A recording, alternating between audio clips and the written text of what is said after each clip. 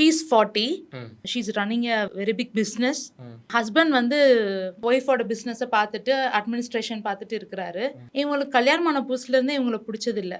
But still அவங்க எப்படியோ married life இருந்து குழந்தைங்கலாம் வந்துட்டாங்கன்னு வச்சுக்கோங்களேன். மீன்வைல் அவங்க ஆஃபீஸில் ஒரு பையன் ஒர்க் பண்ண வராரு. அவரோட இவங்களுக்கு எக்ஸ்ட்ரா மேரிட்டல் அஃபேர் வருது. இவங்க என்ன யோசிக்கிறாங்கன்னா, இவருக்கும் பொய்யா இருந்து இவருக்கும் பொய்யா இருக்க என்னால் முடியாது, அதனால் நான் என் ஹஸ்பண்ட்டை சொல்கிறேன் அப்படின்னு சொல்லிட்டு அவங்க ஹஸ்பண்ட்டை போய் சொல்லிடுறாங்க.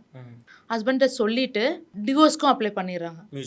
மியூச்சுவலாக டிவோர்ஸ்க்கு அப்ளை பண்ணிடுறாங்க. டிவோர்ஸ் அப்ளை பண்ணதுக்கப்புறம் இவங்க எக்ஸ்ட்ரா மேரிட்டல் அஃபேரில் ஒரு பையன் இருந்தான் இல்லைங்களா, அந்த பையன் நாட் ஓகே அப்படின்றான் இவங்கள. மை காட், கஷ்டமான situation. She was crying like anything. ஆமாம். ஸோ சில சமயம் பேக் ஃபயர் ஆயிரும் இந்த மாதிரி கூட. வி கான்ட் சே எந்த மாதிரி பேக் ஃபயர் ஆகும்னே சொல்ல முடியாது. இப்போ எனக்கு இன்னொரு பையனை பிடிச்சிருக்குன்னு என் கணவர்கிட்டயே போய் சொல்லி டிவோர்ஸ் அப்ளை பண்ணுற அளவுக்கு இருக்குன்னா, அப்போ கணவன்கிட்ட ஏதோ ஒன்று எனக்கு குறைஞ்சிருக்குன்னு தானே அர்த்தம்.